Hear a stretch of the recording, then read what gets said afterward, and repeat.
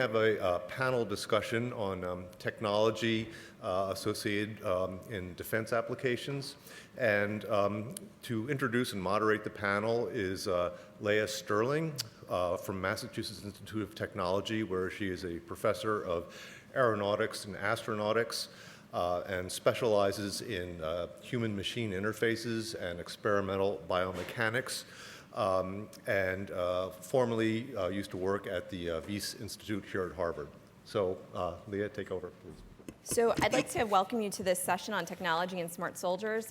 In this session, as you heard, we're going to be learning about some exciting new technologies from MIT and also from the DARPA Tactical Technology Office. We have three speakers in this panel, and what we'll do is I'll have invite them all to come up, and they'll all speak for a period of time.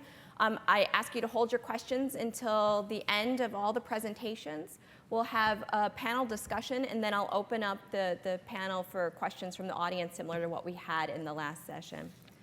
I'm honored to present all of our speakers today. Our first speaker is Professor Karen Gleason. She's the Alexander and Michael Kasser Professor of Chemical Engineering at the Massachusetts Institute of Technology. Her research focuses on near-room temperature synthesis of ultra-thin conformal organic films by chemical vapor deposition, which she'll be talking to us about today.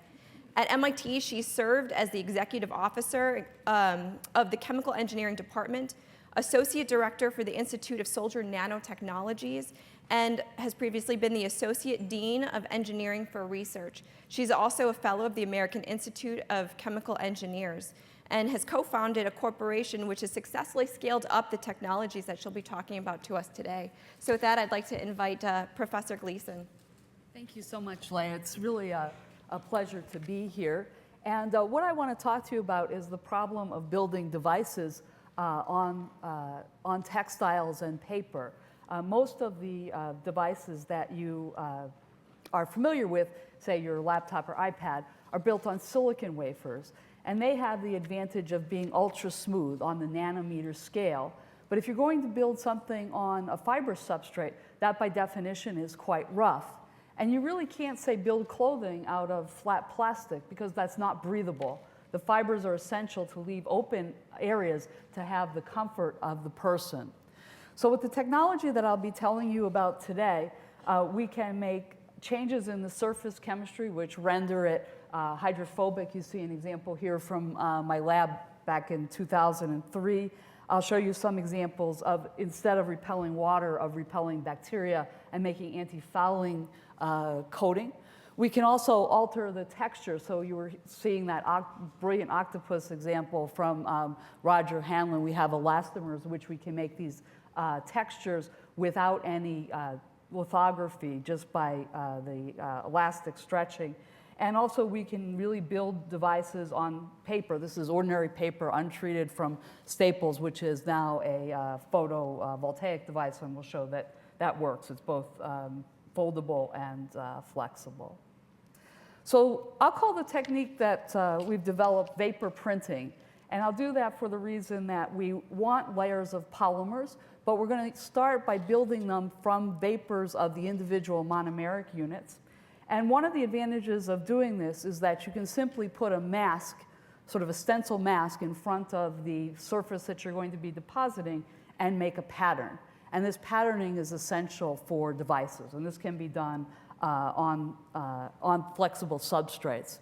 In addition, this method can be adapted for roll-to-roll processing, and this is actually a roll-to-roll reactor from the company I co-founded, GVD. And people think of vacuum deposition as being expensive, but if you've opened a package of potato chips and see the metal inside, that's done by vapor deposition process. So when this is done at scale, roll-to-roll, it can be quite inexpensive. So if we want to build devices, we need all kinds of materials. One of the most important is electrically conducting. We'd like something that's flexible and electrically conducting. And one of the polymers of interest is this so-called PDOT, polyethylene dioxythiophene. And people have tried to put it down by solution, drop casting the solution. But our method is a vapor deposition where we have vapors of the monomer along with the oxidant. And I'd like to contrast the results that you get. If you start on a flat surface, with the solution casting, you'll get something at the end which has quite a number of defects in it, these dark spots. And if you look at them, that's really a de-wetting phenomenon. The surface tension actually drives the coating to develop holes inside and eject droplets. And if you look at that more closely, even along the edge, you can see that it's beating up in droplets. This is a Rayleigh instability. But the brilliance of the vapor deposition is that there's no surface tension. So you make a defect-free coating, and even on the microscopic scale, there's no defect. So making defect-free materials is essential for devices. And we can do this on a variety of substrates without changing the process. So we call this substrate independent. So in this set of examples, everything on the left-hand side is vapor printed. So a piece of rice paper, which you would use for spring roll, has now an electrically conductive polymer on it. We're doing this at room temperature so the paper survives. Even a piece of tissue paper can easily get a uniform coating of the electrically conducting polymer, as well as saran wrap. And on the right, you see those same substrates which have been solution coated with an attempt to make a conducting polymer. You can see that you destroy the rice paper, you don't wet properly the tissue paper, and that you beat up the coating on the plastic food wrap. So the ability to make this very thin film on these rough substrates is one of the great advantages of the vapor deposition. Now, if we get down and think about the way the fibers are going to be, we can think about whether or not the coating is going to shrink wrap those fibers or simply float on the top. And to get an idea about that, we've made some micro and nanostructures in silicon and taken cross sections of those. And you can see that if you do spin coating, you get non-conformal coating. That is, the coating isn't of even thickness over the entire dimensions of the feature. And in fact, it leaves voids. Where our vapor deposition process, we get uniform coatings on both the microscale as well as the nanoscale. We can shrink wrap carbon nanotubes in these conducting polymers, and we've actually been doing some electrochemical storage devices this way. Now on fibers, we use this shadow masking, so we put a paper stencil in front of, say, a piece of paper, and you can see directly behind me the vapor printed section. You can still see all of the fibers of the paper, which are apparent on the uncoated side. And this indicates you have this conformality, the shrink wrapping of the fibers, which is good for adhesion, and it's also great to keep the breathability of the fibers. If you cover up all the void spaces of the fibers, this is not going to be a wearable device. And on the other side, you can see some other techniques, solution processing or thermal evaporation, do not give you this conformal behavior on paper substrates. And if this is going to be a real-world application, you also need everything to be very durable. And we can use the fact that the vapor deposition grows from the surface up to actually create chemical covalent bonds between the surface and the layer. If you don't do that, what happens in the middle is you get delamination, that there's not good adhesion. This is a major failure mode of many surfaces. However, if we have the grafting, we get actually this durable surface that you see. And this substrate here is actually a reverse osmosis membrane that's used for purifying seawater into drinking water. Let me show you the effect of that coating. That coating was put on to resist bacteria. And these are 4 movies. On the bare side, that's just glass. And you can see Vibrio actually colonizing quite rapidly on that surface. This is time-lapsed over 31 hours. On the coated side, we have the top, we see actually only individual bacteria attack, only under much slower conditions. And if we include a little bit of chlorine, about the amount you have in drinking water, the coating survives that, and also the anti-fouling properties are quite good. So if you want to have surfaces, clothing that resists the attachment of bacteria and perhaps lower dry cleaning bills, maybe this is something for you. Let me show you now, that was just one single surface, but we can build up several surfaces to actually make devices. So here, the first surface is the electrically conducting polymer. The idea is to make an electrode surface. As I showed, we simply do this with a stencil mask. We put it in the reactor, and out comes this brick pattern. This is 250 electrodes. So we can actually make an integrated circuit this way. And here are those same brick electrodes on a variety of materials, ranging from t-shirt fabrics to things like rubber, which can be stretched and they don't have delamination, various kinds of paper, including already printed material. You can go right over the printing, which would be something that would be extremely difficult to do with a solution process. So let me just tell you a little bit about the photovoltaic devices that we made. This work was in collaboration with Professor Vladimir Bulovic in our electrical engineering and computer science department. Basically, we start with a substrate, and we need two electrodes, an anode and a cathode, and in between are semiconducting materials that actually absorb the light. And we're going to build all of these by vapor deposition. And if you're an expert in the area, these are actually the materials that are used. What's really interesting is that the one called CuPC, that's actually blue car paint. And so it's a very cheap material, and you'll see the blue color later. And you get the device characteristics, these IV curves that tell you about how efficient the solar cell is. And in particular, you like things that have large rectangles labeled maximum power. So you'd like to get a lot of power out, and you'd like for the curves to have a nice rectangular shape, which is known as the fill factor. So we first did this on plastic substrates, which are actually relatively easy because they're pretty smooth. And we built our device using our flexible material, our flexible conductor, and we actually flexed it. And you can see that over 100 cycles, there's no change in the electrical performance. So then we went ahead and we did this on paper. In order to get useful voltages out, we wanted to build these 250 devices in series. So on plastic, we had a single solar cell. Here we have 250 devices which are connected in series. We have a series of masks, and we put down these 4 layers of material. The resulting device is here. It's 7 centimeters on a side. And what's interesting about it is this 7 centimeter square piece of paper puts out 50 volts. So we've used this to power a number of things, including LCD clocks. And this works in air. So let me show you 2 videos of this working. So this is in air, and it's been folded. And the meter will show you the voltage that's being output. The light's coming through the bottom of the device. It's so-called AM 1.5. It's to mimic the sun. And you can see this particular device is putting out 26 volts.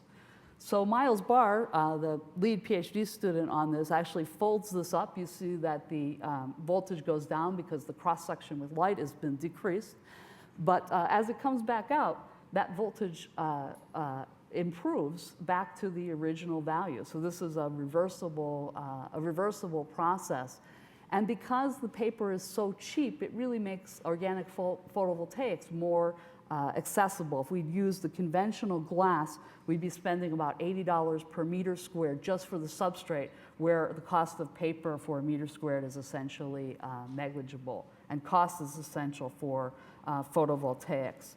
So you may think, well, maybe these aren't very durable, but we can combine these with our earlier technology for hydrophobic surfaces, and we can actually make solar cells that are flexible and foldable underwater. So this is a piece of the solar cell. You can cut them up because they're in series, and as this is pushed underwater, you can see that this still works and is actually quite robust. So these are devices that you can think about perhaps laundering and keeping their behavior, and maybe you'll have it to power a mobile device. Just to show you some efficiency numbers, we've made devices on various kinds of paper. This one is a US stamp. It's a single cell. We're able to currently get efficiencies that are about 2%, and I expect that we'll be at 5% by the middle of next year. So just to summarize that section, we actually can vapor print devices like photovoltaics, not just single cells, but integrated circuits. They're low cost, lightweight for mobile devices and clothing. And you can really think about really a lot of novel products and environments in which you can integrate these into. And we can also do other devices and monolithically integrate them, so storage devices, light-emitting devices, and so forth. So let me just very briefly show you some other devices that we do in a similar way. Using the same vapor deposition technology, we've made biosensors. This one is selective for biotin avidin. The interest here is the soldier is not particularly useful if they're under the weather, if something in their food source has given them a GI infection. And this is a quick way to test food. So you know that if you have E. coli or listeria in your spinach, they still use 50-year-old microbiology methods to detect whether the food is safe or not, which means you have to wait 3 days. We want something that works in a matter of minutes and is very simple. So this is an electrically resistive system, very small, just need a simple multimeter to read out. We were able to, again, conformally coat the fibers. Using organics is great because you can actually then interface with the biology. This we're simply putting on a very specific recognition system, which is avidin biotin, but we're working with collaborators at the FDA and the Natick Soldier Center to do various types of E. coli enterotoxins. And as you see the different colors here, this just indicates that we've been successful in able to attach the avidin and show the selective binding between the avidin and the biotin. And here's actually the working sensor. It detects response. The time scale is on the matter of minutes so that you know that your specific molecule is there. It's really selective for that particular system. So this is something that could rapidly ensure the viability of our food system. Final example is a wrinkling picture. So I think mostly when we think about clothing or wearable things, we're thinking about stretching things. We sort of did the inverse. We stretched something before we coated it and then put on hard coating.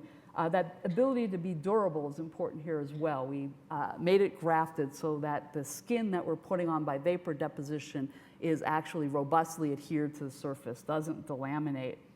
And then what happens is that if you release the strain, you've put it on in 2 dimensions, you get one of 2 results. If you release the strain simultaneously, you get a chaotic pattern.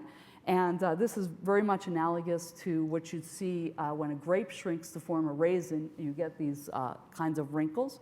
And these can be modeled by finite element modeling, which was done by my collaborator, Professor Mary Boyce in mechanical engineering. But if you do exactly the same thing and release one direction and then the other, you actually get a deterministically ordered pattern. And you can get any herringbone pattern that you want with any jog angle, any amplitude. And these are interesting for preventing fouling of larger organisms. And at smaller wavelengths, they'd also be interesting for photonic structures. So I'd like to summarize that basically what my lab is interested in is using vapor printing to make novel coatings on surfaces and to build those into devices. These work on paper and textiles because they leave the surfaces open for breathing so people can actually wear them. And I think we have a paradigm for monolithically integrating circuits on paper and textiles so that you can make complex devices.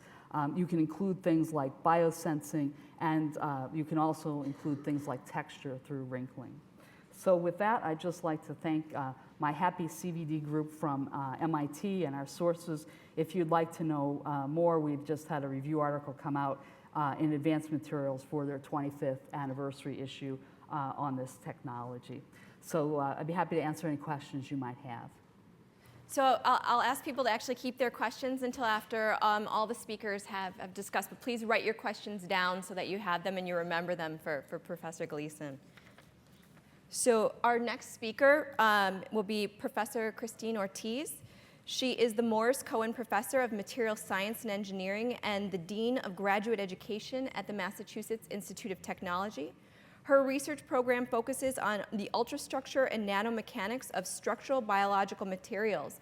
And her goal is to be able to quantify and understand new nanoscale mechanisms, phenomena, and design principles, and how they determine function, quality, and pathology. And she'll talk to us more about that now. She's also a member of the American Association for the Advancement of Science, the American Chemical Society, and the American Physical Society, and she currently serves on several editorial boards. So with that, I'd like to introduce Professor Ortiz to come speak to us. Well, so I'm very happy to be here. Thank you very much for the invitation. So today I'm going to talk about our research in the area of natural exoskeletons or natural armor. And so the history of sort of this project is really understanding the sort of fascinating design of biological systems. And in this case, we look at exoskeletons, which are external to the body. And over the years, we've looked at a variety of very diverse species. And in the context of sort of evolutionary diversity in biology, with the goal of trying to understand both universal design principles and specific design principles for the design of bio-inspired armor for protective defense applications. So I'll just start with some of my collaborators. Two very important collaborators have been Professor Mary Boyce in mechanical engineering and Professor Mary Oxman, and you'll see lots of their influence and work throughout the talk, as well as students. Some of them are here today. Katja Zoltowski and Swati Varshney have also contributed the majority of the research I'll present to you today, as well as others. So I started my academic career in the field of nanomechanics and high-resolution imaging in the sort of early 90s, when the technology had become available for us to probe materials at very, very small length scales down to the atomic level. And so when I came to MIT, my sort of academic career started as looking at the fascinating structure of biological systems at very, very small length scales, the molecular or atomic level. And so we developed a whole series of methodologies because instrumentation had just become developed at that time, where we could look at very small samples. And it opened up a whole array of options to study biological systems that could never have been studied before, and to quantify both structure and properties at these small length scales. And so quickly I realized that looking from the nanoscale to the mesoscale, even to bridging the microscale, that even taking a material science perspective was not enough to really understand the full function, the mechanical function and the biological function of these systems. And so then in the last 5 years, we've sort of expanded to look at a whole array of larger length scale properties up to the full animal, including animal biomechanics, morphometrics, and using methods from a variety of different disciplines. And so we were interested in thinking about, given that there are thousands and thousands of species with exoskeletons, or millions, we decided to, in talking with different applications, to think about what are the needs for bio-inspired protective systems for a variety of applications. And so we chose 3 subprograms some time ago: flexible and dynamic exoskeletons, transparent exoskeletons, and exoskeletons in nature which undergo extreme conditions such as heat, blast, toxins, and even vacuum. And so basically, and I'll go through some of the designs, but in looking at all of these systems, and you see some of them there, these are sort of the outliers of nature. They're unique systems, and they are sort of, if you look at the distribution of species, they're definitely outliers. So some of the things that we've noticed, that there are variations in design spaces, both hierarchically and spatially. There's a tuning of mechanical behavior and functionality to physiological need and survival.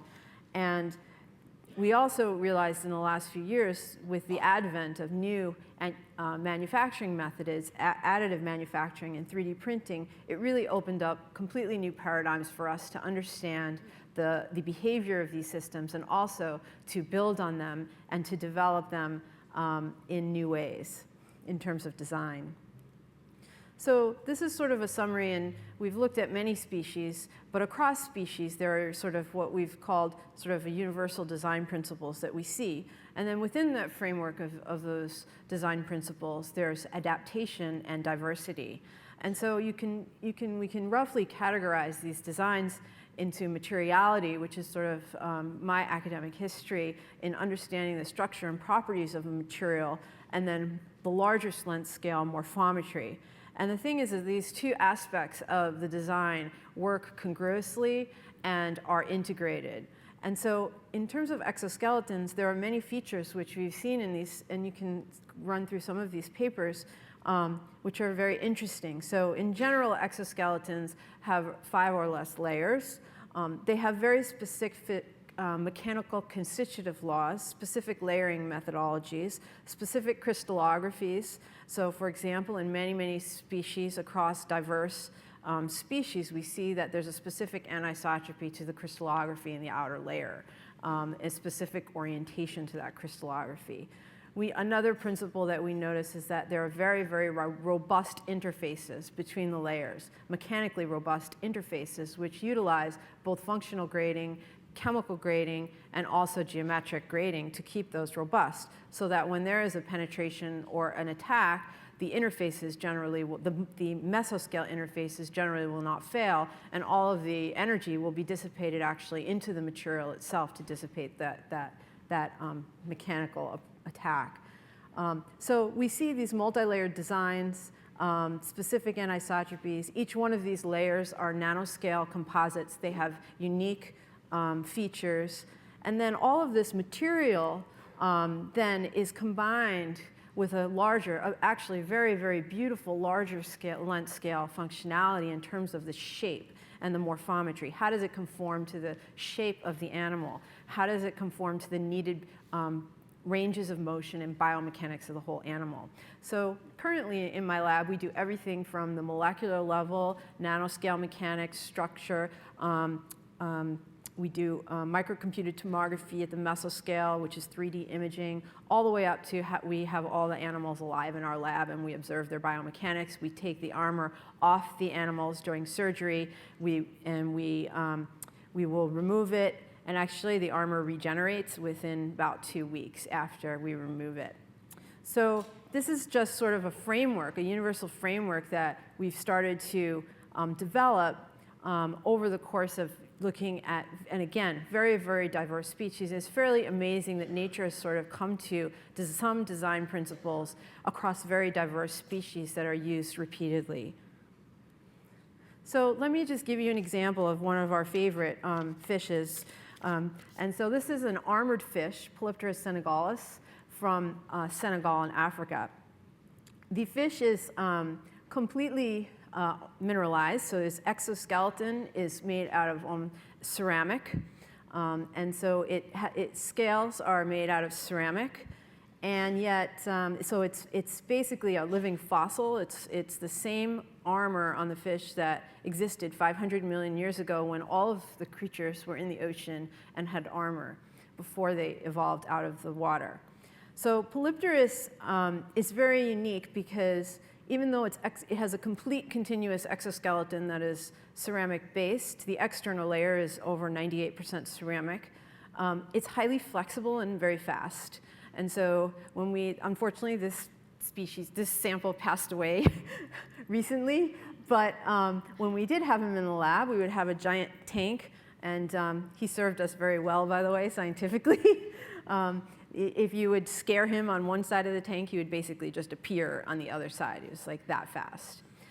When we went to initially, and this was probably 5 or 6 years ago with my first student, Ju Ha Song, when we went to initially do surgery and actually came over to Harvard to learn how to do the surgery from George Lauder, who had worked with Polypterus many years ago, we had taken out a traditional sort of scalpel surgical kit and tried to remove a row of the scales that way. It was impossible because of the toughness of the scales, and ultimately we had to use a power saw, and very carefully.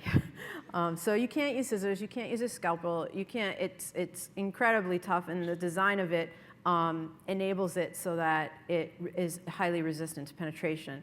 So this is one of the most robust armors. We picked this sample because on the evolutionary tree, there's all different diversities of armors in fish, and this is the historic the historic sort of species is the most robust. And so basically the exoskeleton, one of the most toughest materials in nature is dentin, the outer layer of your teeth. This fish has a very tougher version. It has a sort of prehistoric version of dentin on the outside. And if you ever go to the Smithsonian Museum of Natural History and you see these giant, beautifully preserved 7 or 8 foot fish, the ganoin is exactly the same as the ganoin in this fish that's still alive today. So the design of the material, we started studying the design of the material of the fish because it has no predators except itself.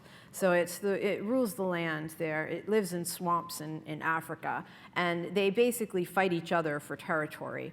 And so the beautiful thing about having exoskeletons, which are highly mineralized, is you can use a method called 3D computed tomography, and it's an X-ray technique to get the full three-dimensional images. And so that's actual data from the X-ray. So we do this either at Beth Israel in the medical lab or go to Argonne National Lab. So using these new methods of nanomechanics, we were able to take individual scales and then actually test the mechanical properties within those individual scales using a method called nanoindentation. And so this is the multi-layered structure of the scale. And you can see that there's 4 layers. Here's the very, very tough ganoin layer, which is the sort of souped up version of dentin. And here's a classical dentin layer, isopedine another layer, and then a long structural bone layer. And so when we published this, we saw all of these different features, and we did a simulated sort of penetrating attack on the fish and on the armor. And one of the key design principles that emerged, which has emerged in many systems since, is that when you have a ceramic material, which are used for also for military armor, and it undergoes a penetrating impact or a smash, ceramics fracture into a million pieces because they're very brittle. They undergo what's called radial cracking. So from the impact site, you get radial cracking that goes outwards. What that does is it damages the rest of the structure, right? And so you lose structural integrity or lose complete integrity if it's smashed to a million pieces. And so then it reduces its sort of multi-hit capability. So what nature does in many cases, and it's the design that has figured this out, is that it suppresses radial cracking in ceramics, and instead, and what you see here is that it undergoes a circumferential cracking, and it basically cracks in a circle right around the impact site. And so instead of cracking outwards in this way, it actually goes into the page, dissipating energy and figuring out how to dissipate a lot of energy to stop the penetration without sacrificing regions around, without sacrificing the structural integrity of the entire system. And so this was very, very interesting because when we did the simulations, we found that nature had sort of identified the exact parameters for this to happen. So if you switch the layers, it reverts back to radial cracking. If you change the thickness of the layers, it reverts back to radial cracking. And so there are very specific design principles which enable this to happen. And so, again, you see all these features, the robustness of the interfaces never fail, all the internal layers, there's safety mechanisms as you go in, dissipate very specific nanoscale deformation mechanisms from the atomic level all the way up. So there's lots to be said about the materials design of these systems. And then we moved on to, well, how do you create a full flexible exoskeleton from this? This is just another example of how the threat in nature is generally matched to the armor in very specific ways. And so there's mechanisms to control and to design based on the predatory threat that's driving it. So this is the full exoskeleton of Polypterus. And when we look at the armor units here, we saw this sort of fascinating, all these fascinating design principles. So the shapes of these units, and I brought some prototypes. I'll just see, maybe you can see. So the armor morphometry or shape varies from species to species. But if you look at Polypterus, which is a very flexible system, you can see the sort of this very interesting shape. It has a lot of different types of curvature. It has a peg and a socket that fit together. And this shape, this is the general shape, but it changes throughout the entire body of the animal to accommodate the biomechanics of the fish. And so you see all these different features. And so we were very interested, and there's a lot of reasons for why this shape exists, and the features and how they're put together. So there's organics that are put together, there's microlaminates under it, there's specific connections that go to it. There's this whole larger length scale design that goes into enabling this fish to have a completely ceramic armor but be very, very flexible. Here's some of the examples of how the morphometry of the armor units change throughout the entire system. So the students in my group, Swati Varshney, actually has done microcomputed tomography on the whole fish. And basically what we did was we set out to quantify the morphometry of each scale in the fish, so give you a full quantitative morphometric profile of the entire fish using this morphometric method. So we code up a code which can use deformation fields. And so basically to quantify the shape of this, we needed what's called 21 landmarks. And then those landmarks actually will change depending on the shape. So the shape changes depending on the biomechanics of the fish. And then this morphometric profile is then used. This is some of the quantification of all the different morphometric features. This is a beautiful example of the fin area. This is microcomputed tomography. And if you look at the fin area actually has much more flexibility in biomechanics and has all these different features, geometrically controlled seams that transition between different functional regions of the exoskeleton. And so we can see how the change in global shape needed for the biomechanics is related to the change in morphometric shape of the individual units. So this happens to be a 3D printed prototype of one of the units. This is not a real scale. They're much smaller. And here's some of the examples of the fish, the animal kinematics and the flexibility. There's ranges of motion. And then you can see the functional zoning of different types of the units. And so you can get very large conformal scales, small scales that increase flexibility, scales for the pectoral fin, which have extreme flexibility. And so you can design an entire system based on your body. So this is some of the parametrics. So we developed a parametric model for this particular unit. And then basically we can,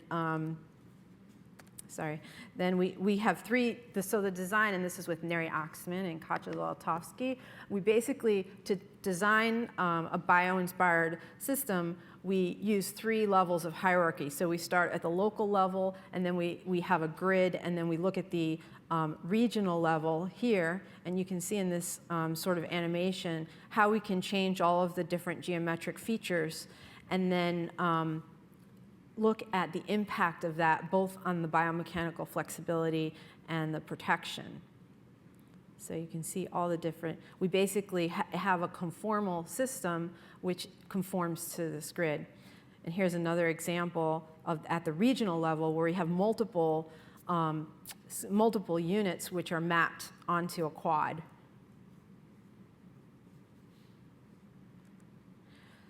So the last one is the global level. So ultimately, what our goal is to translate from an animal system, an animal body, to a human body. And you can see some of the ways that we're doing that in terms of adjusting, using sort of lines of extension to adjust from the shape of an animal and to a human, and then actually incorporate all of the different scale systems that go into them. And so then sort of reverse engineer back into the optimization for what types of scales we would need in there. Here's some more examples of the model that allows us to do that. So we use 3D printing, and basically this is we've taken the biological system, which is on the left-hand side, and we've translated it into a synthetic system.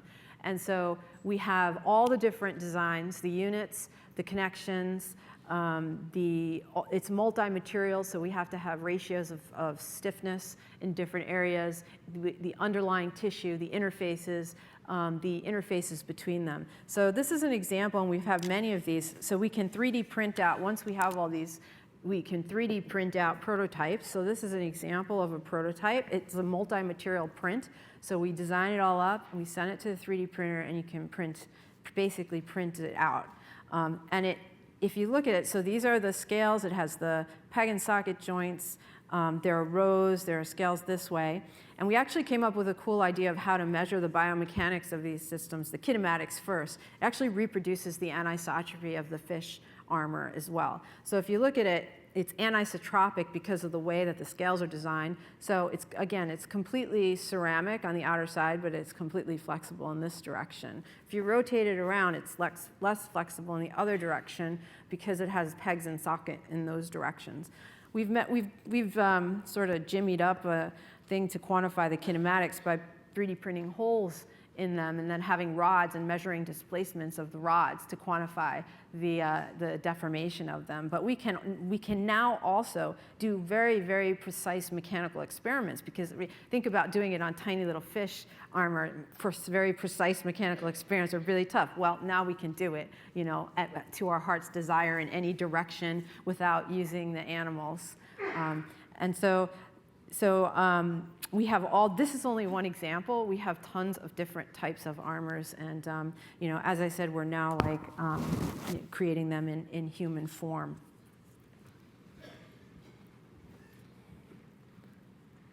Here's some of the examples of some of the experiments that we've done on the kinematics of it. And you can see that the amazing thing now, right, is we start with a natural system, but now we can just take things out with the 3D printer, right? So there's in the natural system, there's organic in between all of these layers. We just take it out and then do an experiment, and now you know exactly what's the role of that morphometric feature in the biological system. We could take out the peg, right? So you could take out any one of those 21 landmarks and do it. I mean, I think there's so much opportunity for the use of additive manufacturing to actually contribute fundamental knowledge in the field of evolutionary biology. I mean, this is the phenotype, right, of that's diversified in many, many systems. Armor is a key phenotype that's diversified in many, many fish systems. And in fact, we're working on another system called the three-spine stickleback, and we have populations from all over Alaska where the armor diversifies, and they actually know sort of some of the genetic origins of that, and so we can actually get from, start to think about getting from the genetics to the phenotype to the actual function through prototyping. Okay, so a couple other systems that we work on. This was just one example of one really fascinating system. We could spend a whole life working on one animal that's so complex and so amazing. But these are some of the other projects that we've worked on with other collaborators as well. So including Matthias Kohl, who's here in the audience, and Joanna Eisenberg. So the optics. This is Matt Connor's work, a student in my group, and basically some armor has eyes that are integrated into the armor system. And the interesting thing about this is that the eyes are the same exact material as the armor, but they just change their material crystallography to accommodate. And so that integration, how they're integrated, how do they not sacrifice protection?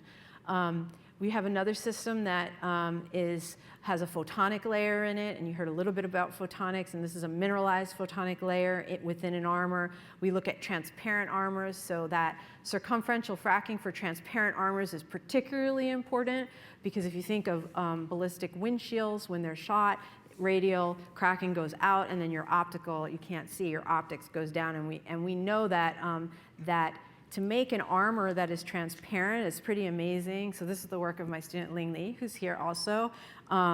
So you have all these designs, and now you want to make it transparent, right? What do you do? Well, what does that mean? That means every feature has to be below the wavelength of light, right? And the way that these armors have done that is pretty amazing, because you still have to have energy dissipation mechanisms.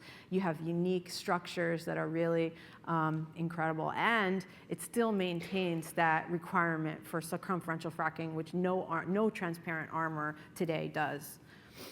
And then the last project is a project of another student in my group, Eric Arndt, on blast protection. And so this is an insect species that has undergoes an internal explosion when a predator comes, it actually mixes two chemicals in an explosion chamber and shoots out a toxic stream at its predators and aims it. And so the explosion chamber actually is right next to all the vital organs, and so it protects the beetle from the heat, the blast wave, the toxicity. And so what Eric has done amazingly is actually take the beetles live to Argonne National Lab and put them in the synchrotron and actually induce them to explode. And we get the full 3D dynamics of the explosion and how the chamber protects it in video, in 3D. And so we actually have a patent on the design of that explosion chamber. It's pretty cool. And so there's lots to learn in terms of different areas of, aside from the flexibility, but also the integration of other features and functions into armor. And it really, really spans fundamental material science, like the latest material science, mechanical engineering, and architecture has contributed so much to the design, the methodologies, the prototyping, the software systems as well. And with the new advent of new 3D printing methods, the multi-material 3D printing that are being developed at MIT, there's a huge potential. The last area, and I have 44 seconds, so this is my last slide, that's great. This is another area I think that additive manufacturing can contribute enormously to fundamental questions in material science.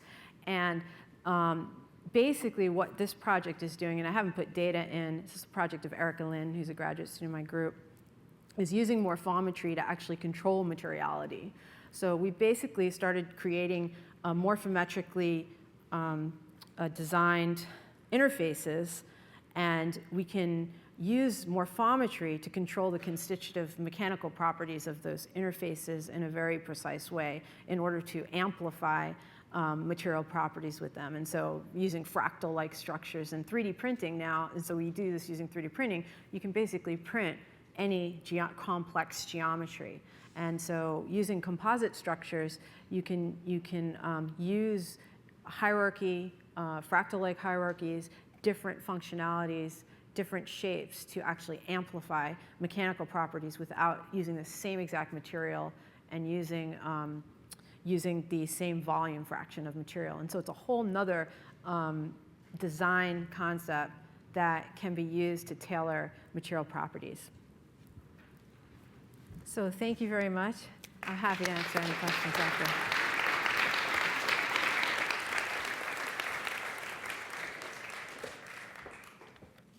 So our first two speakers told us a lot about exciting technologies and methods, and we started to see how these components could be integrated into a system.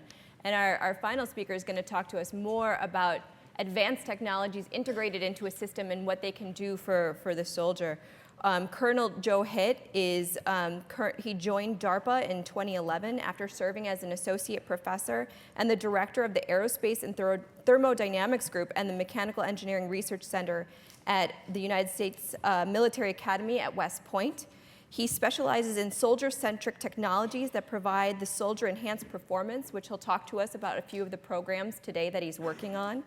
And he currently manages the Leg Squad Support System, Warrior Web, Extreme Accurate Tasked Ordnance, and the Vulture programs. So I'm delighted to present Colonel Hitt.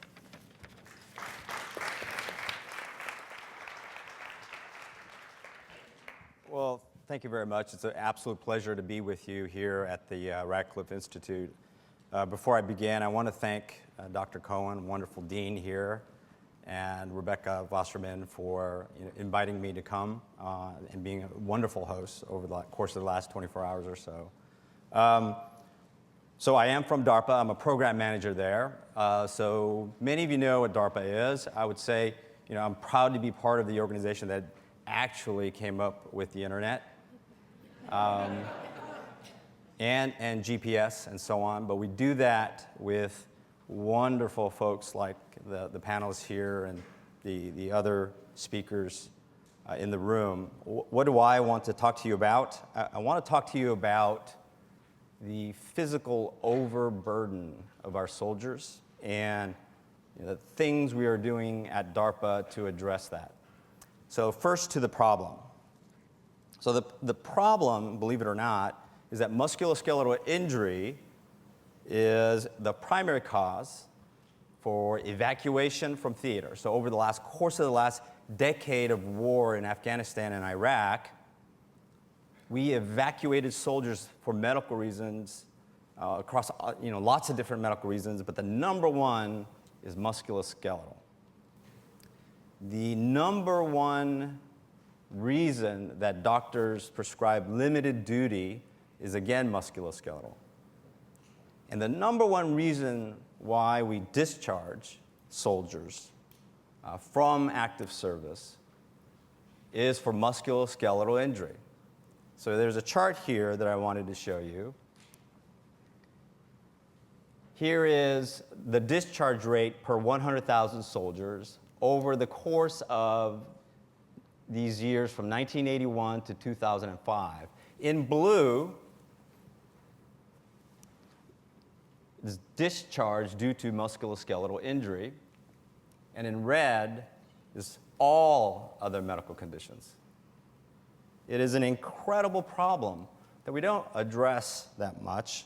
We talk about things like traumatic brain injuries and so on, which is an absolute problem. But what I would tell you is that musculoskeletal injury not only impacts us today in the operational force, but it will follow us for the next 50, 60 years as our soldiers become older and older.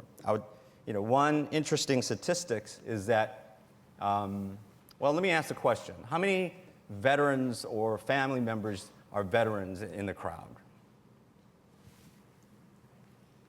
Okay. Here's what I would tell you, that 80% of us, especially in the Army, are on some sort of a prescription NSAID. I took mine this morning just so that I can come up here and keep my big head up. So that's part of the problem. One of the indicators or one of the predictors of musculoskeletal injury is the loads we carry. So in this plot down here is the load we carried in the Civil War days, 18 kilograms. Here in the Korean War, and then here we are today. The average load that a soldier carries as he walks out of his base is about 45 kilograms. 45 kilograms. The picture over here is a soldier from this unit, 2nd Battalion, 504th Parachute Infantry Regiment, 82nd Airborne. The reason I have that up there is about 10 years ago, this same unit was in the same spot in Afghanistan. And we had a study done, and we measured, put them on the scale, and we figured out, on average, every soldier had 45 kilograms. And we said a decade ago, that's an absolute problem, and we need to do something about it. That same unit went back last year to the same area, and we measured them again, and instead of the load going down, it actually went up. It was 48 kilograms. So that's the problem.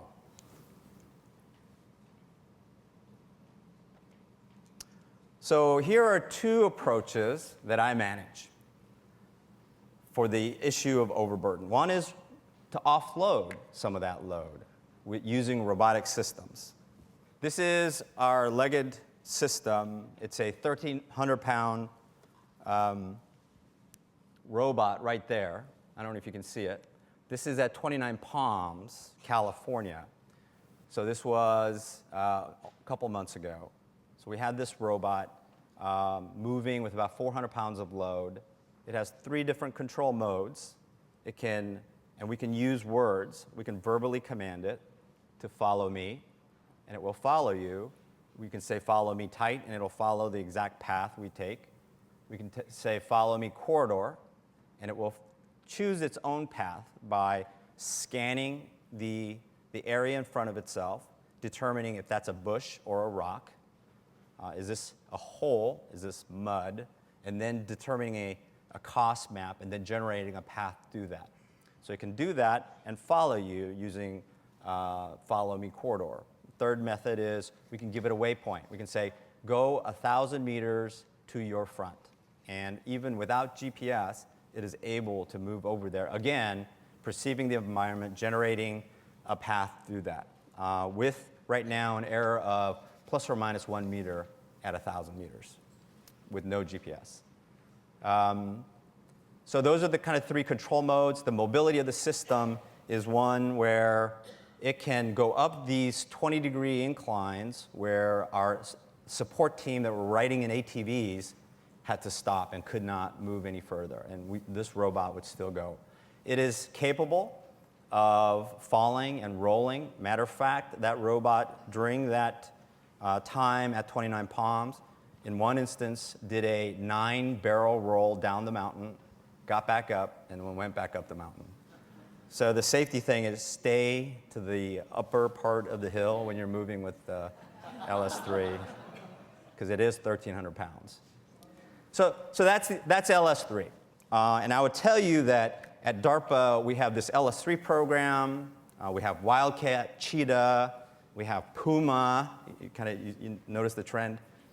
We don't have any butterflies or beetles. Well, maybe we do. We just can't talk about it. And we have the DARPA Robotics Challenge, where we have humanoid robots this December in Florida will compete against each other in driving vehicles, using chainsaws, climbing ladders. So that is happening. So I guess what I'm saying is robotics is coming. There is a tsunami that's building, and it's going to hit you before you know it. So that's one message. But what I'm really here to talk to you about is Warrior Web. And I brought with me 10 or so wonderful videos that I'm not going to be able to show you, I think, on where we are.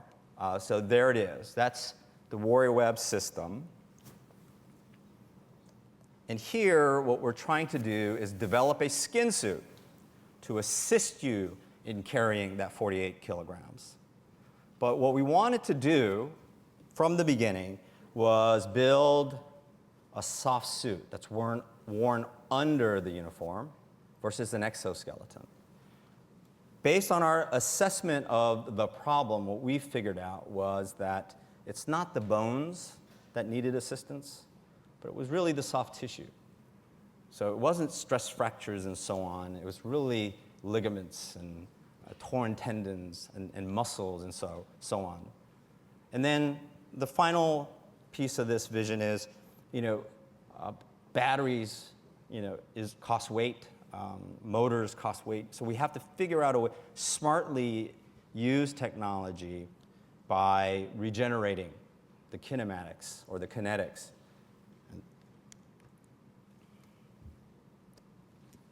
So as we were going down this idea of enhancing physical performance or mitigating musculoskeletal injury, the big question was, how do you measure success? How do you know you've succeeded without doing a 5-year longitudinal study and tracking people with your suit on? And then saying, oh yeah, injury rate went down by 20%. How do we do that? And so we had to dig actually a little bit deeper. So every node in this network is a peer-reviewed study. And we connected dots until we had some understanding of predictors of injury or predictors or indications or influence of physical performance. For example, we know that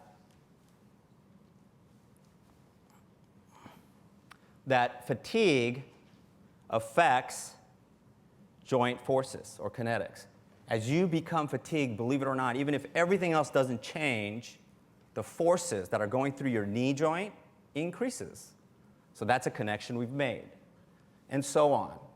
And so based on this connection, what Warrior Web program is about is not really directly about injury or physical performance. Those are our goals. It's about fatigue. It's about what we're calling this middle part, form, and then force. Being a simple military guy, I like simple things like form, force, fatigue. The program is about form, force, and fatigue.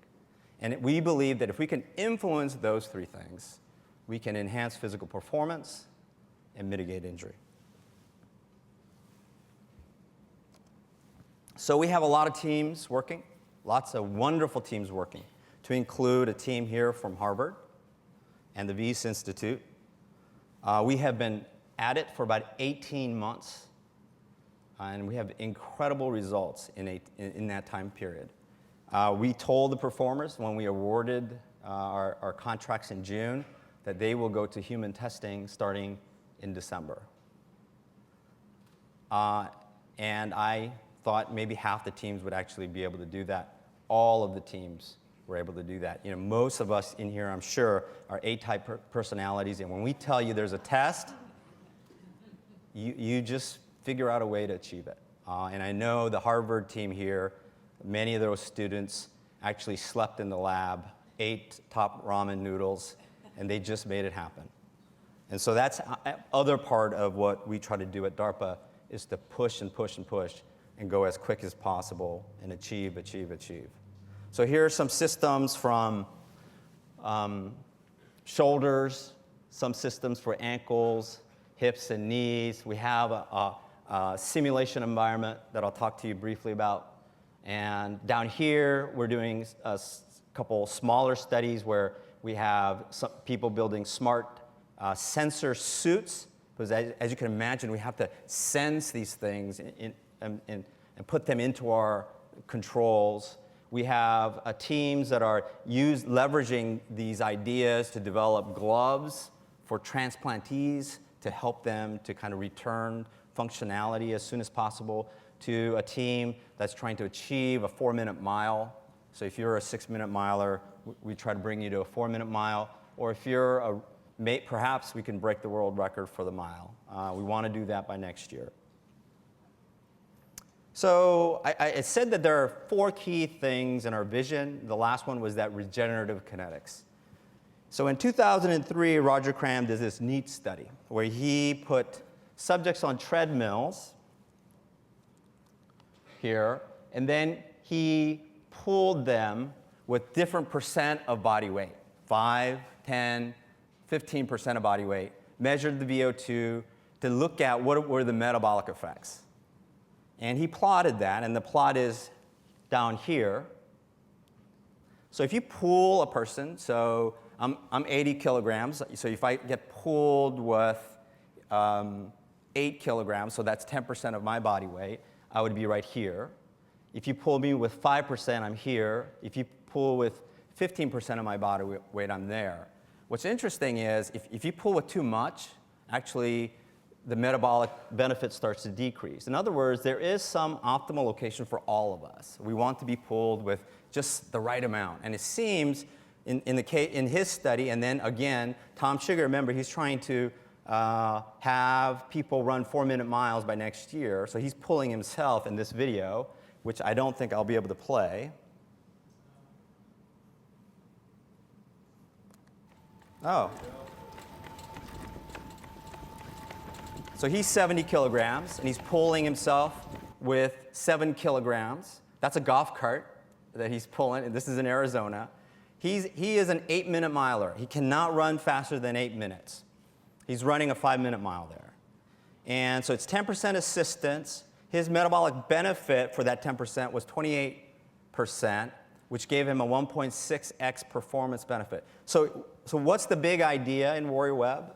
The big idea in Warrior Web is small amount of assistive force yields large metabolic benefits, which leads to even bigger performance benefits. We need that big idea because we're trying to build an undersuit. We're not trying to build this big structure to provide this. We want to build wearable systems. And this big idea tells us that it's probably achievable as long as we could replicate this ideal forward pull with a suit that's worn under your clothes. Here's another one. This is very interesting, and for a while I was scratching my head about how this was possible, because I know a little bit about conservation of energy. Well, in this study, this device, it input at the ankle 19 watts of power.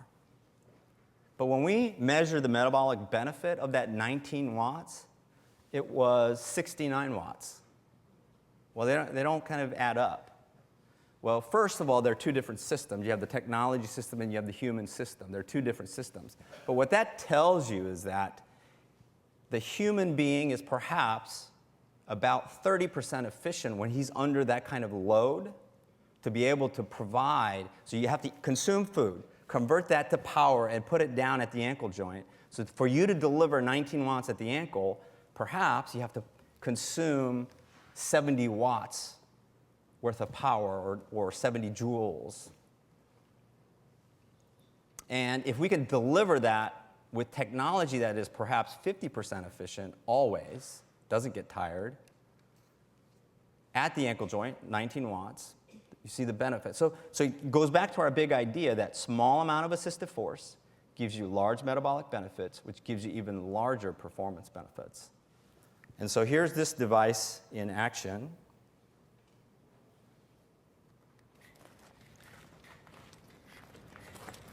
So the other thing about this is if you use the human skeletal system and you provide through a compliant system just small amount of ankle torque, then you do not have to have sophisticated controls. It's very forgiving because the human just moves as he always moves, and we're just providing a little bit of assistance in the middle.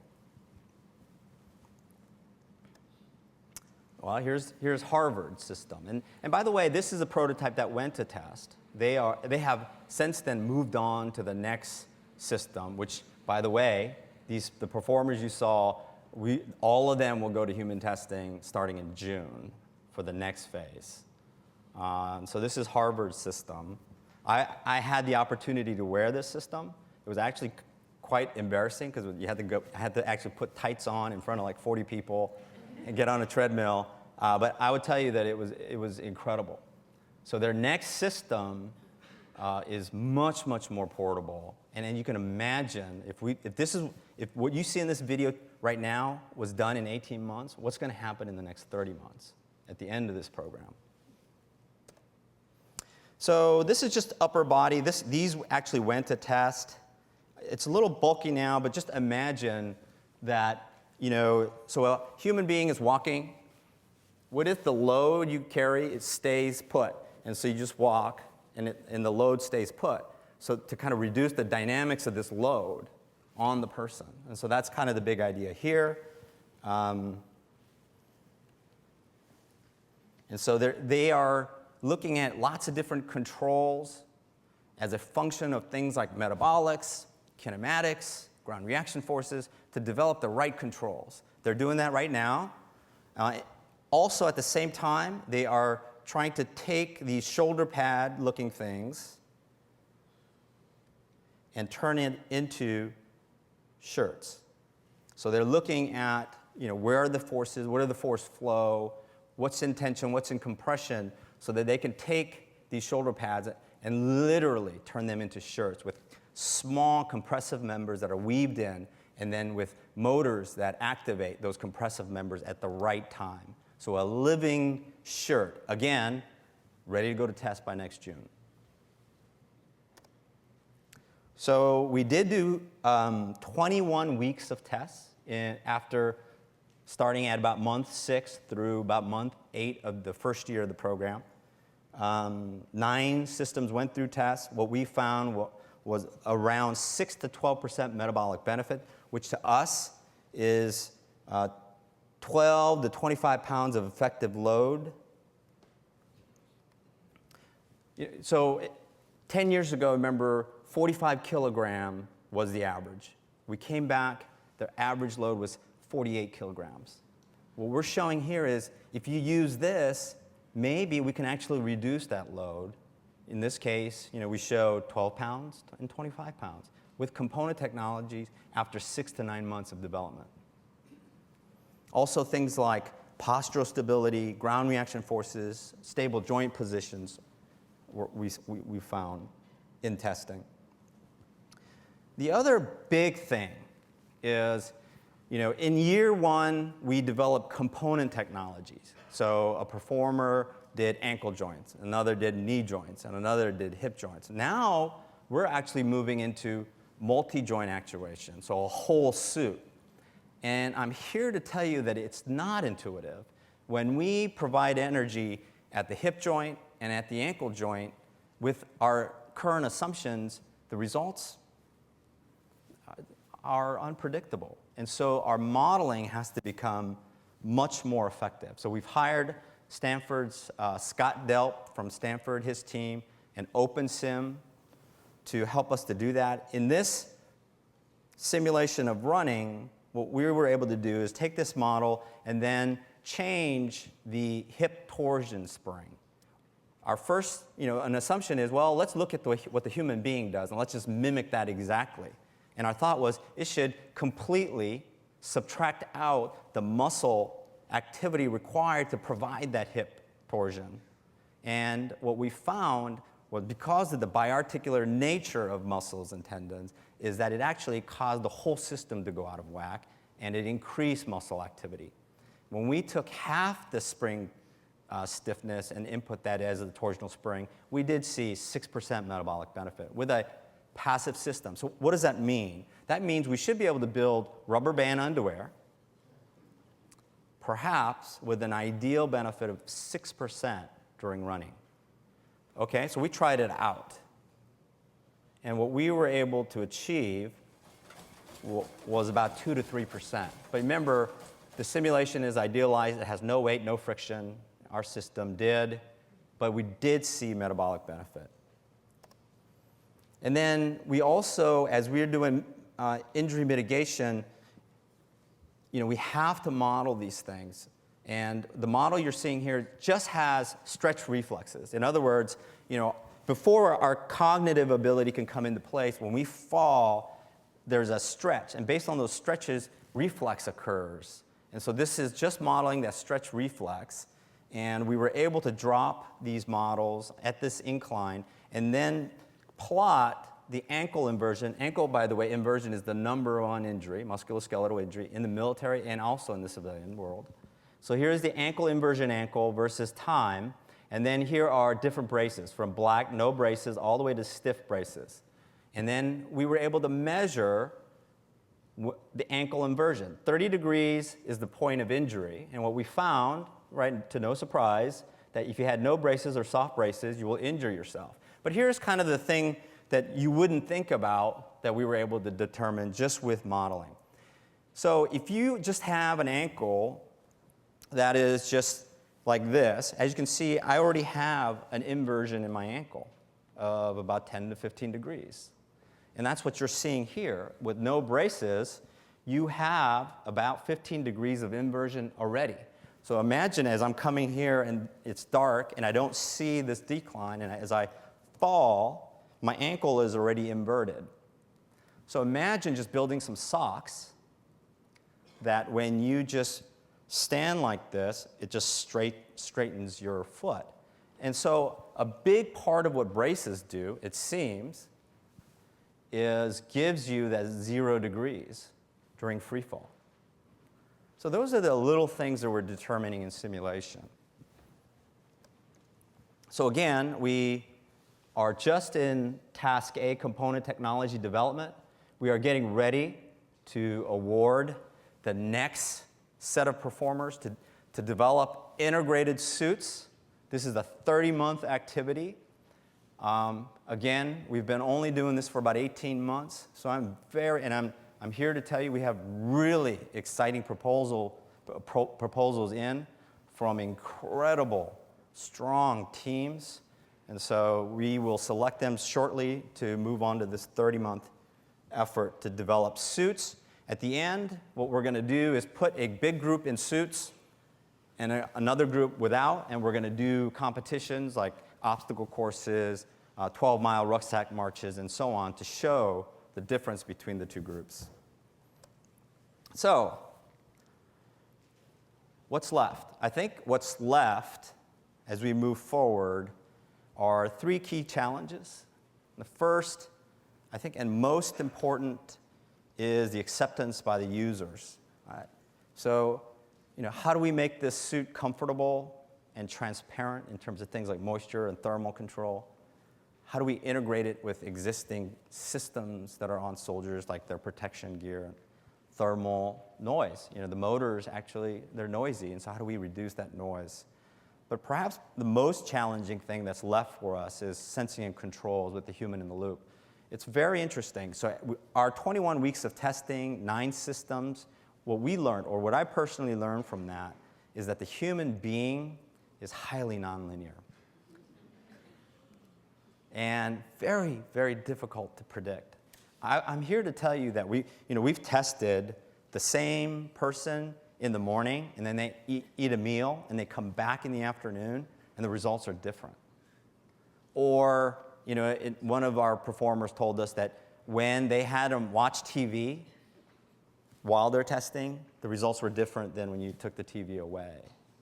And so with that in mind, and also, sometimes we walk to be efficient, metabolically efficient. Sometimes we walk to be stable. So we might have kind of a wider stance, and we crouch down to be stable because we're on a cliff.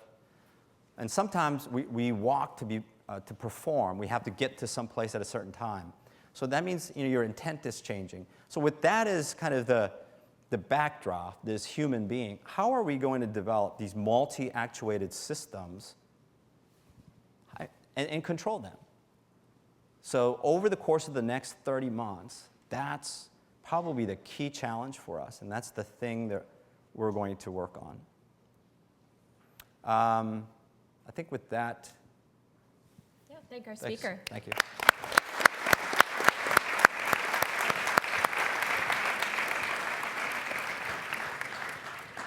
So at this point, we're actually going to open up for a panel discussion for a few minutes, and then we'll open up to questions from the audience. So as moderator, I get the fun job of actually getting to start this conversation out and ask the first few questions. First, I just wanted to point out that I think as you were listening to these, you could see actually, even though these are completely different groups that are presenting to you today, how all these systems can really just come together, and how you can create an armor, you can create this assistive system that has the ability to maybe power itself by potentially a vapor deposition onto some of these different systems to achieve that information and provide that power and provide the resources necessary to achieve that assist. And so the questions I'm going to pose are really kind of how we can couple some of the things that we've talked about today all together, but I encourage everyone to ask very specific questions about individual projects as well as how things can be coupled for smart close as a system.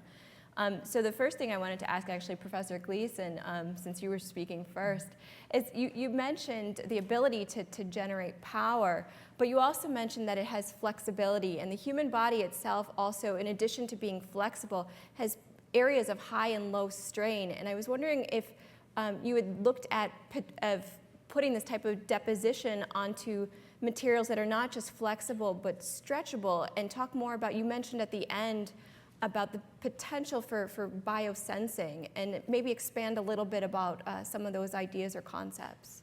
Yeah, that's very interesting. So most of the substrates that we showed, the fiber substrates, really are just flexible, so they would be analogous to the normal clothing that you wear.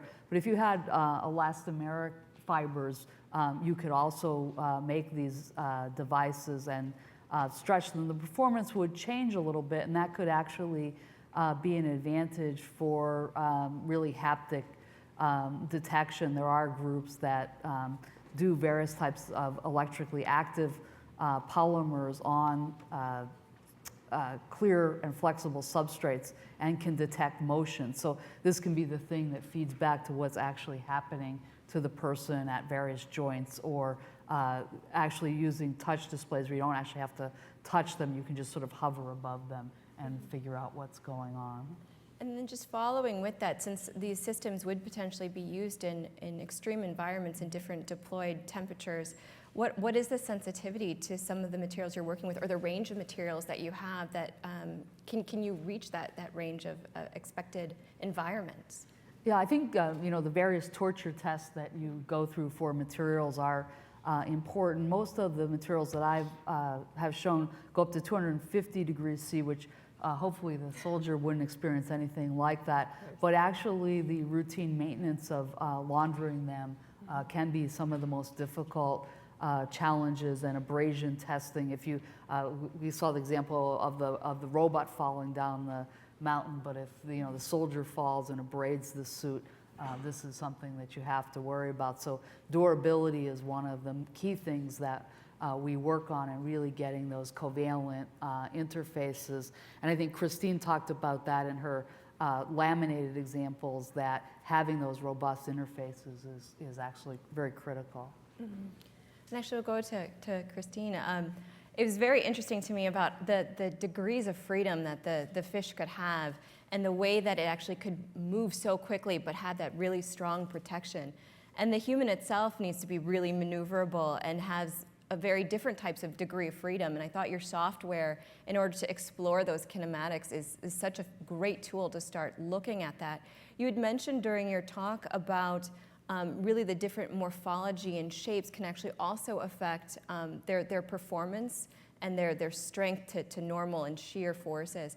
And so I'm wondering if what you're finding as you're starting to look at that shoulder joint and you're matching those shapes to produce a natural human range of motion, if you're seeing the similar levels of response to shear and normal forces that you would need for armor protection for the human that the fish also had. So we haven't actually started prototyping them yet, but we will be doing that. I guess I would follow up and say that, in nature, there's a whole balance between protection and mobility. So you can have huge monolithic armor for very, very slow animals that don't even move.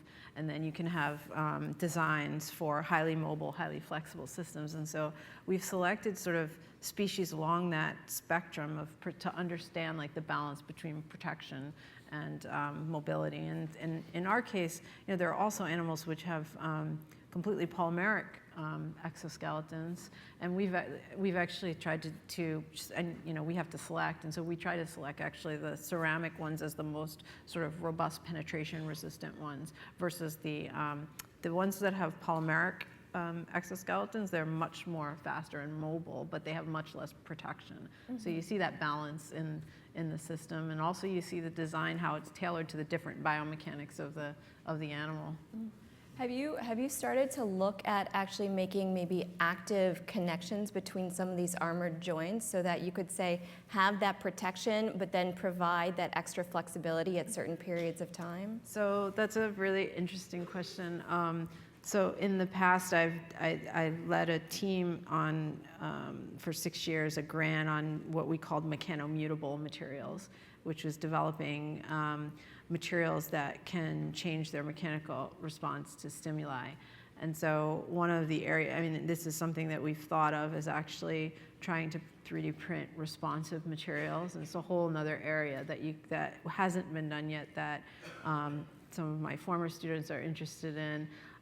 But yeah, it's an area that you can imagine 3D printing a responsive material to shape change into another material. And that's something that hasn't been done yet. Well, I think with the work that you've done, you've really laid such a phenomenal groundwork for being able to answer some of those questions. And so you could even think of 3D printing active polymers at the interfaces of the joints and having them do origami kind of things and morphing things and actually generate forces. And so that's a straightforward thing. And the way that's going to be done is really the development in the instrumentation itself. And we're working with a couple faculty at MIT in the development of the instrumentation to use a broader array of materials, and whatever materials really that we want to use in it, not limited by the commercial systems. Mm-hmm. And Joe, so I want to bring in now the full system, and considering the human, and you mentioned at the end of your talk how variable the human is, and how in the lab setting you encounter all these situations where just different time of day, eating a meal, reduces or changes the metabolics and can change the fatigue as you measure it. And the variability in human performance is, in addition to just consumption, it's also related to the environment, it's related to the user, their workload, their situational awareness. And I'm wondering, as you start adding actuation to different joints, if you could speculate on how in a true operational environment, what some of the considerations that you need to start thinking of when they're performing tasks outside of the lab. Yeah, I think maybe the shortest answer is I have no idea. Mm-hmm. because we had assumptions about controlling multi-actuated systems in relevant environments. And every test we've done so far has proven us wrong. And so I'm literally scratching my head on the same question. I think maybe the answer kind of goes back to we need to develop pretty simple, predictable systems that the human being then adjusts to. The human being knows what the system will provide and then adjusts to that and learns how to use those couple things. So, kind of the analogy is, let's give that human being, 3 really good, solid tools, and then allow them to use those tools in different combination to deliver whatever response they want. I think that's my hunch, is that's what we want to do. If we make things like controls too smart, we're going to just outsmart ourselves. And so make it predictable, make it simple, and let the human being then add the smarts on top of that. I think that's probably where we need to go. Wonderful. I think at this point I should open up for the audience actually to start asking questions. Similar to before, come up to the mic in the center of the aisle, introduce yourself, and then ask your question to any of the panelists.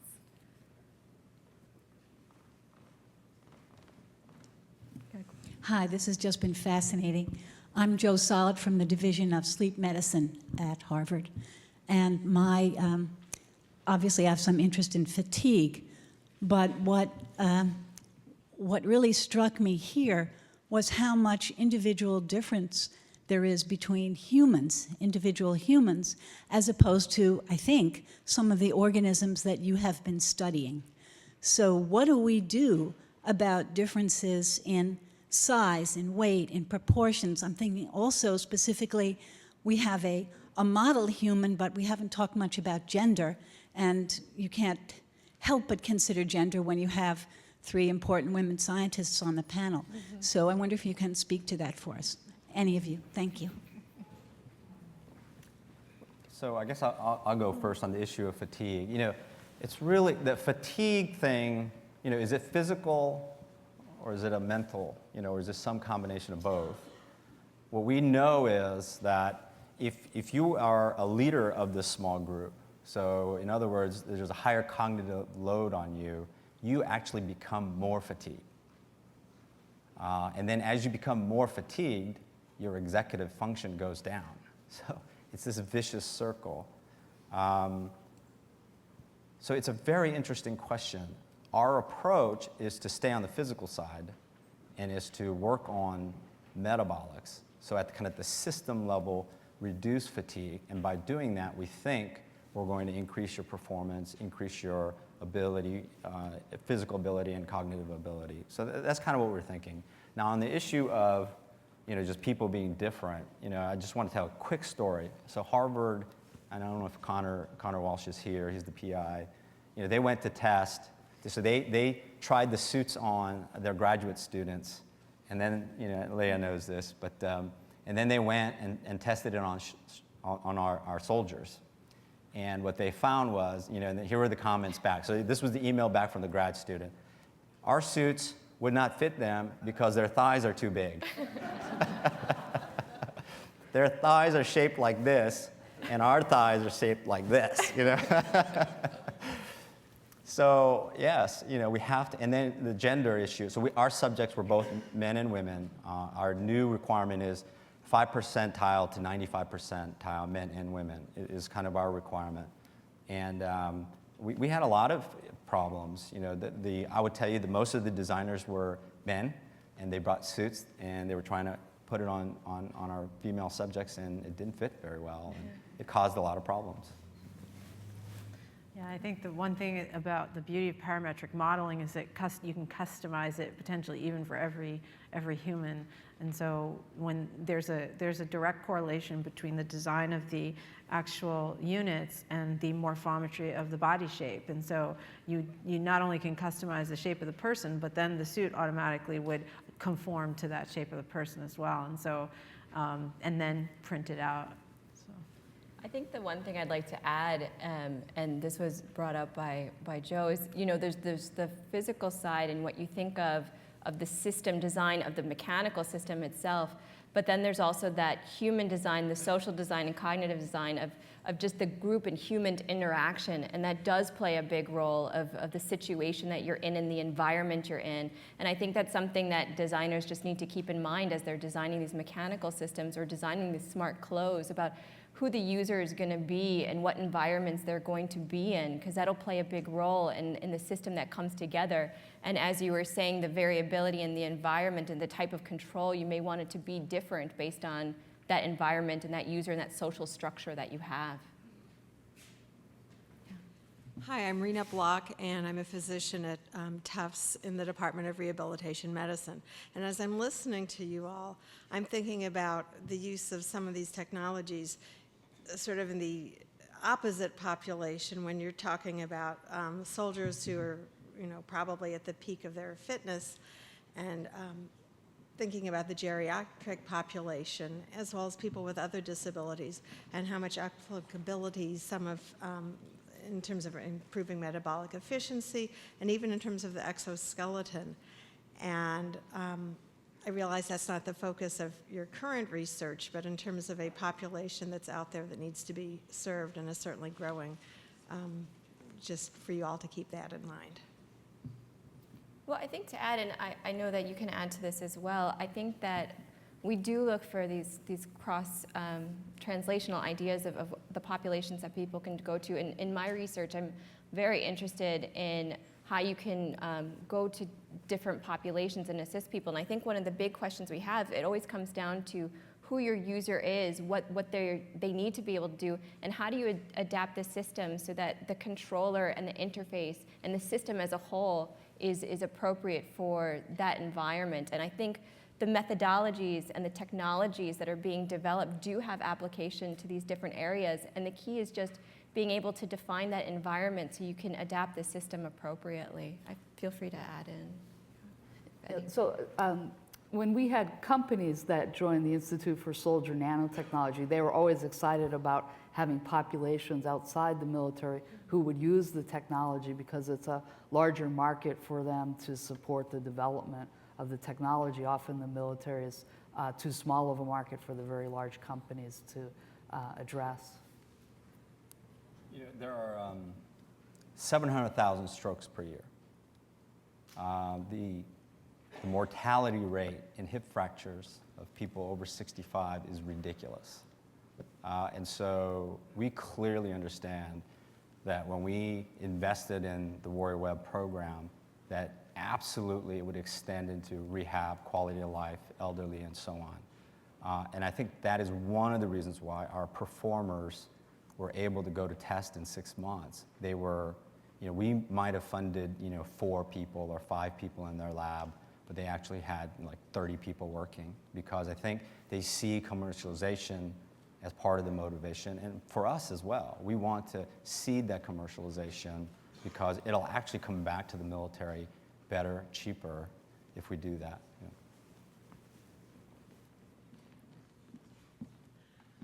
Hi, my name is Catherine Schiavone.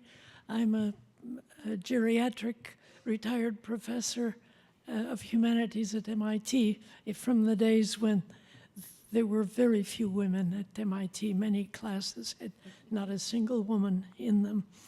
And I wanted to, I'm also a resident of Watertown, and I wanted to address the historic question that Liz Cohen mentioned. That is any of this work related to some of the work on materials that used to be done in Watertown Arsenal and is now at the conspicuously absent labs in Natick, and I'm wondering whether there is anything that they're doing that's related to what you're doing. Oh, you are.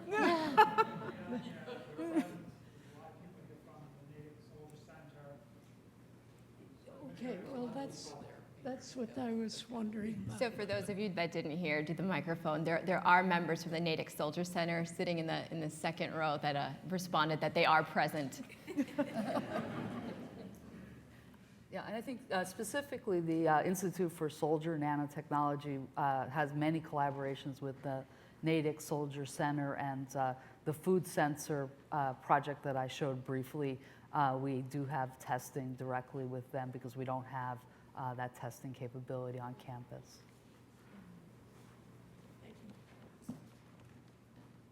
Go ahead. I'm Sarah Kuhn. I'm on the faculty at UMass Lowell in the psychology department and also a proud Radcliffe alum. This has been a wonderful event so far, and I'm looking forward to the afternoon. I actually want to ask a question about math education.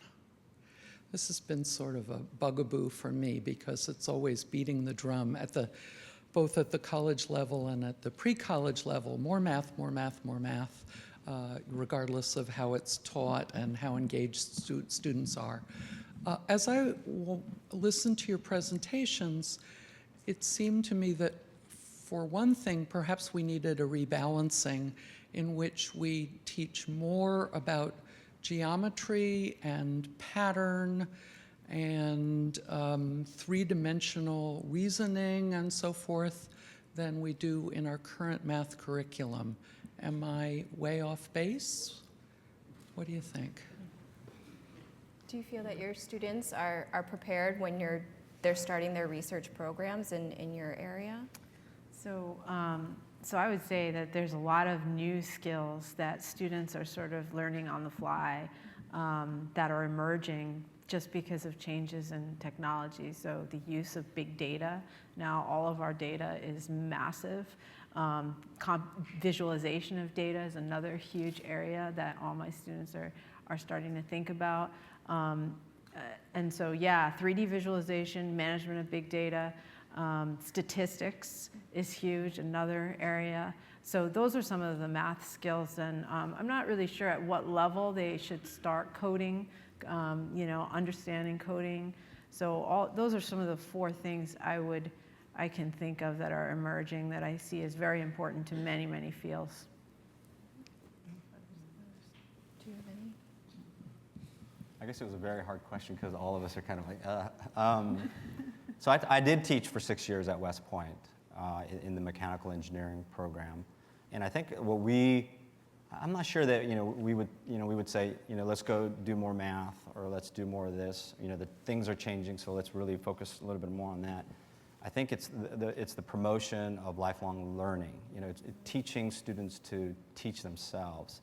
But I think what's interesting is, and I think this is what we forget at our kind of age, is that, for example, so, the less than 20-year-olds out here, so less than 20-year-olds, you don't have to raise your hand or anything, but just think about this. If you were asked to change your car tire, right? So some of you own cars, and you're like, oh, change a tire. Where's the first place you would go to learn, right?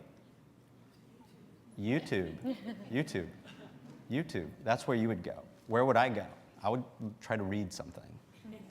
And so I think that's part of it too, is that I think we really have to, I'm not going to get on that soapbox, but change with our customers in the way we deliver some of our instruction, and then really promote that kind of lifelong learning in the ways that they want to learn. I think the only thing that I want to add, and I think these are really great, important statements, is that the way that we actually teach and the way that we want to learn is not necessarily through just in a lot of types of math, and this is not everywhere, but it's here's a theory, here's an equation, let me just take these numbers and put it in. And I think the biggest thing that I would want to encourage anyone is just to teach open-ended problems. I think it's something that in the work that I do and what I see kind of some of the differences even between undergraduates and graduates, the ability just to take an open-ended question and determine how to solve it is something that takes skill and practice. And I think that's kind of what you were bringing up about how you always need to continue learning, and there's lots of things you do continue learning, but I think that open-ended question of how to actually determine what is important to answer is one of the skills that people just need to always work on. And the earlier you start doing that, I think that's wonderful as well. So I don't know if these answer your question, but we're hitting at it from different angles. Thank you. Go ahead. Hi. Desmond here. So I'm a first year master's student here at the school, Harvard here. So I've been like playing sports for the past more than 10 years. So when I first saw this, I was actually trying to think about how to link clothes to like sports. So I'm a huge fan of like sports. So I'm very keen to understand, perhaps just to hear your thoughts on how perhaps smart clothes can be used in like sports to help like people run faster, jump like higher, swim faster. So I'm like very keen to hear a bit about your thoughts on this, about what we have talked about perhaps on like, I know like soldiers and like other things. How can we perhaps link that to like sports? I mean, I think I'm like trying to think beyond just shoes, maybe even like clothes, the clothes which you wear, perhaps, I don't know, you can run like faster, perhaps you can keep warm, or perhaps, yeah, so just trying to think along like those lines, how trying to link clothes to sports. Mm-hmm. It would be great to hear any of your thoughts on this. Yeah, so for the sports, the resistive heating would be very easy with the electrodes I show. They're very lightweight. They're adding negligible force. I'm a swimmer myself, so I've thought about the swimming question. And in fact, sharks have wrinkled texture on their surface. If you touch them, you can tell. And some of the wrinkling things I showed actually can mimic shark skin, and that's reduced drag, so less force to swim faster. Speedo, which is one of the main producers of swimming suits, had several Olympics ago put on a hydrophobic coating on their swimsuits, and it took them a while to get it right. When it first happened, all the water couldn't come back out of the suits, and the swimmers were actually kind of ballooning up. So there are unexpected benefits, but they've since figured out exactly where the coating should go. Yeah. Yeah, for us, we deal primarily with protective materials, so it's not really enhancing, but there are applications in terms of dissipation of impact, for example, in football and basketball, as well as helmets. And so thinking of, injury reduction, sporting injury reduction, there are many potential applications to keep the mobility using different types of materials, but dissipate blunt impact. So in this year, do you know what the football combine is? So every year they assess the new football players. Okay. Well, this year there was this linebacker, I think he was something like 250 pounds, and he jumped something like 7 feet, wow, in a single jump.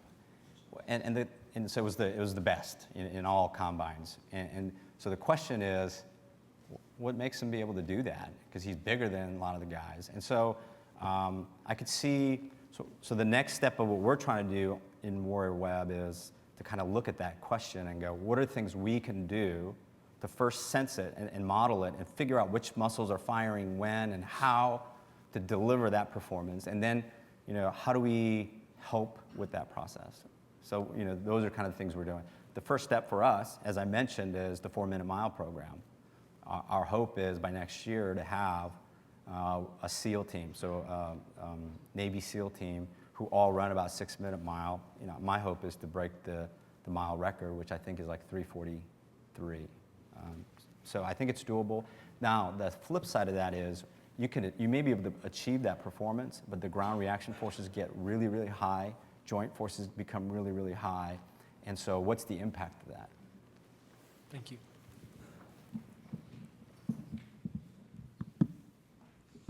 My name is Anna Kravitz, and I'm with Merck. And the question I have is really, relates more to social and psychological aspects of what all of you are working on. So obviously, you can see, and by the questions being asked, that time is near when those enhancements will penetrate greater society and will be enhancing what we can and are doing as humans. Are you in your research considering first of all, access? Will everyone be, enhanced, have access to the same level? And the second question, do you envision, so for instance, taking, soldier ability enhancement, as an example. They're a part of it, they have access to this technology, and then they're done, they go back into the world where they have to, perform as, mortals like we are without those things. What is the physical and psychological impact of having that, enhanced ability and then, stepping back from it?